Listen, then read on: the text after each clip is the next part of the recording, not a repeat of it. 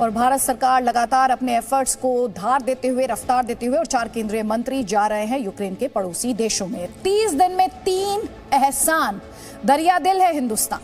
देशहित में हमारी अगली खबर भारत की रूस को मदद से जुड़ी हुई है। जब रूस अलग थलग पड़ा है, जब रूस चारों ओर से दुश्मनों से घिरा हुआ है, जब रूस पर पश्चिमी देशों का शिकंजा कस रहा है, ऐसे समय में भारत ने एक बार नहीं बल्कि 3 बार रूस का साथ दिया है। कैसे, इस रिपोर्ट में देखिए। 30 दिन रूस पर भारत के 3 एहसान।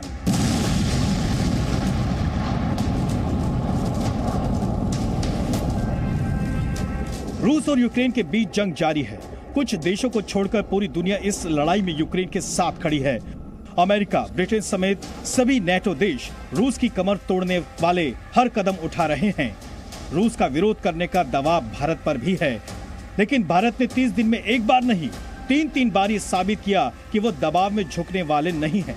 वो सच्चे दोस्त का साथ छोड़ने वाले नहीं हैं। अब आपको दिखाते हैं कैसे 30 दिन में 3 बार भारत ने रूस का साथ दिया। रूस पर एहसान करने का पहला मौका तब आया था जब 31 जनवरी 2022 को यूक्रेन और रूस के बीच तनाव बढ़ता जा रहा था और हालात पर चर्चा करने के लिए वोटिंग होनी थी। लेकिन भारत ने इस चर्चा से दूरी बनाकर साफ कर दिया कि रूस, यूक्रेन दोनों को ही मिल बैठकर मसला सुलझाना चाहिए। दूसरी बार रूस के खिलाफ विरोध जताने के लिए वोटिंग में हिस्सा लेने का वक्त भी भारत ने वोटिंग से दूरी बनाई और रूस पर दूसरा एहसान किया। Taking into consideration the totality of circumstances, we decided to abstain. तीसरी बार फिर यूएन की महासभा ने भारत को रूस के खिलाफ अपना रुख स्पष्ट करने के लिए पूछा, लेकिन इस बार भी भारत ने वोटिंग से दूरी बनाई। Our Prime Minister has advocated this strongly in his recent conversations with the leadership of the Russian Federation and Ukraine. In this regard, we welcome today's announcement by both sides to hold talks at the Belarus border. Bharat रूस का भी दोस्त है और America से भी उसके अच्छे संबंध हैं, लेकिन रूस और यूक्रेन युद्ध पर भारत का मत साफ है। जंग किसी भी कीमत पर रुकनी चाहिए और बातचीत से ही मामले का हल हो, और रूस ने भी भारत के साथ के लिए उसका आभार जताया है। ब्यूरो रिपोर्ट, जी मीडिया। और 100 घंटे बाद भी बड़ा सवाल यह है कि कीव पर आखिर पुतिन की सेना कब्जा क्यों नहीं कर पा रही है। जिस लड़ाई को 96 घंटे में खत्म होने का डर यूक्रेन के राष्ट्रपति को भी लग रहा था, वो डर हकीकत में तब्दील क्यों नहीं हो पाया, और अभी भी रूस की सेना कीव पर कब्जा क्यों नहीं कर पाई है, और उसका जो मार्च है या जो उसके एडवांसेस है वो सुस्त क्यों पड़ गए हैं। इन सवालों के जवाब इस रिपोर्ट में।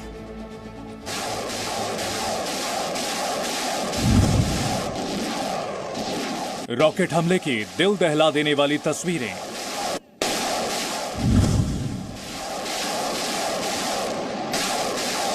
यूक्रेन को निशाना बनाते तबाही वाले सैकड़ों रॉकेट। निशाने पर राजधानी कीव की इमारतें।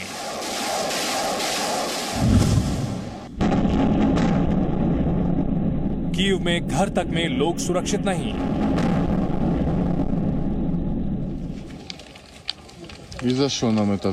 रूस के हमले के बाद कहीं जलते घर, कहीं धधकता तेल का टैंक।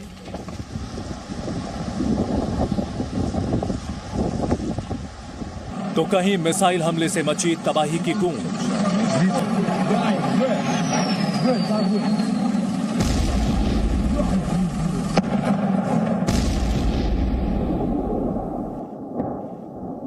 माहौल ऐसा कि जान बचाने के लिए घर बार छोड़कर भाग रहे लोगों की निगाहों के सामने दहशत के धमाके, आग और धुआं छटने का नाम ही नहीं ले रहे।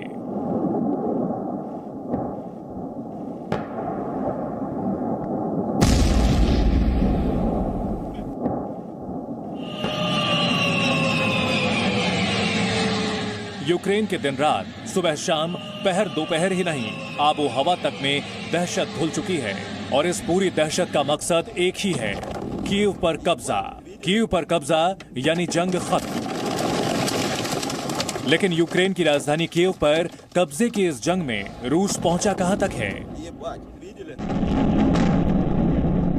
बैलिस्टिक मिसाइलों, एंटी रेडिएशन मिसाइलों से लेकर आसमान पर मंडराते बम वर्षक विमानों की ताकत से रूस अपने लक्ष्य के कितने करीब पहुंचा है?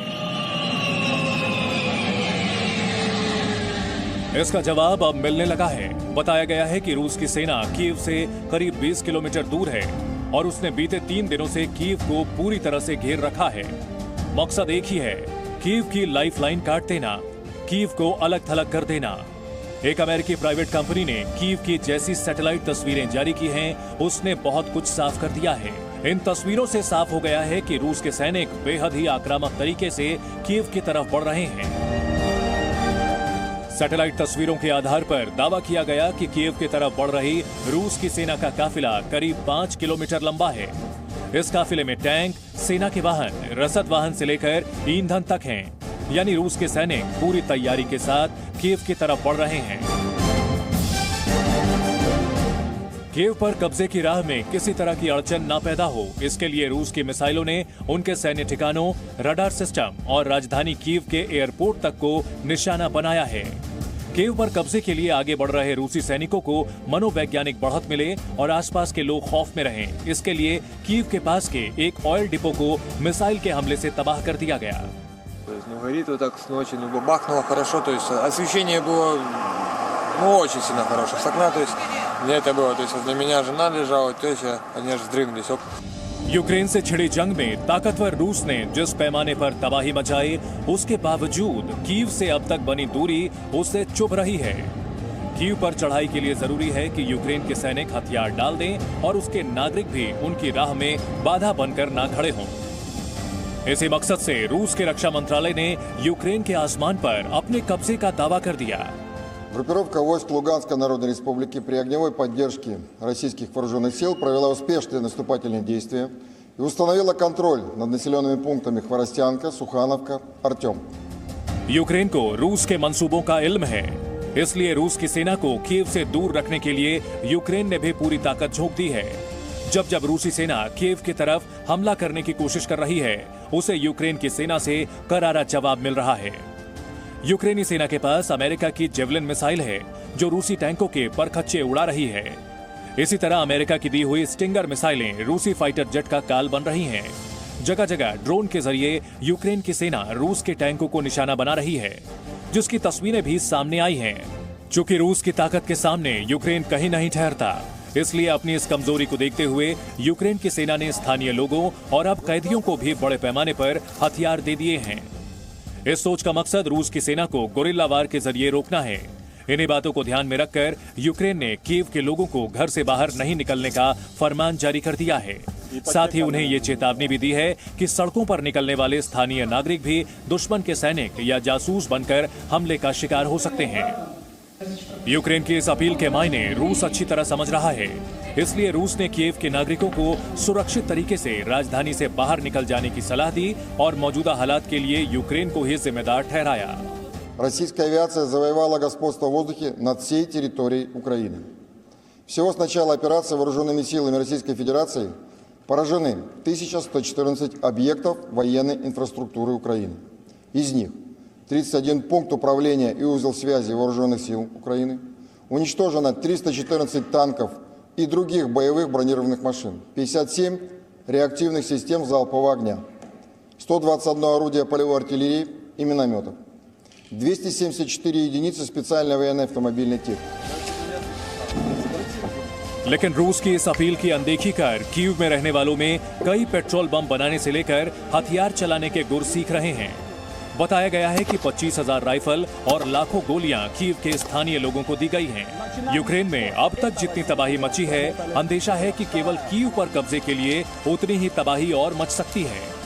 रूस की सेना ने कीव आने जाने के तमाम रास्ते बंद कर दिए हैं, यानी अगर यूक्रेन के राष्ट्रपति कीव में हैं, तो भले ही वो बंकर में ही क्यों ना हो, वहीं उनकी घेराबंदी की जा सकती है। कीव पर कब्जे का रण भीषण साबित होने वाला है। ब्यूरो रिपोर्ट, जी मीडिया। तो राष्ट्रपति पुतिन ने युद्ध तो शुरू कर दिया, लेकिन सिर्फ 4 दिन की जंग के बाद उन्होंने बातचीत का प्रस्ताव रखा। अब सवाल ये, आखिर क्यों पुतिन बातचीत की टेबल पर आ गए? इसके पीछे है अमेरिका और यूरोपीय देशों का वो हथियार जिसे अर्थव्यवस्था का परमाणु बॉम्ब कहा जा रहा है और जो रूस को कंगाल कर सकता है। आपको बता दें आज रशियन करेंसी रूबल उसमें रिकॉर्ड गिरावट दर्ज की गई है।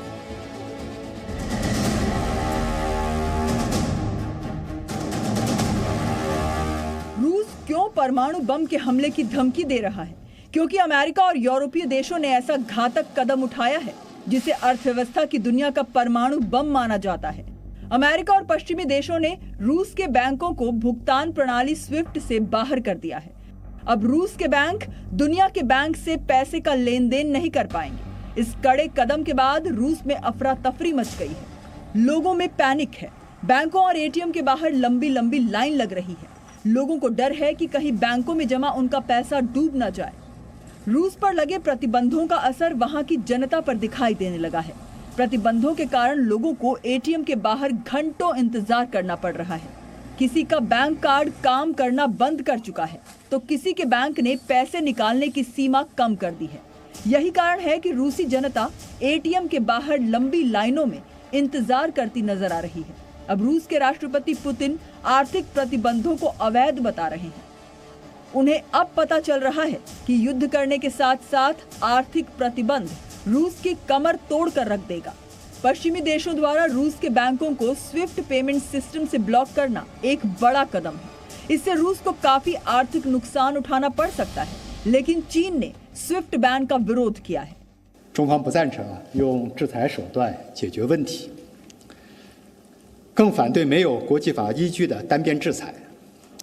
实践早已证明，制裁非但解决不了问题，还会制造出新的问题，不仅造成经济上双输或多输这个局面，还会干扰影响政治解决的进程。 रूस के बैंकों को स्विफ्ट सिस्टम से बाहर करना अमेरिका और यूरोप के देशों का ब्रह्मास्त्र क्यों माना जा रहा है? Presenting B News app available on Google Play and App Store. Download it now.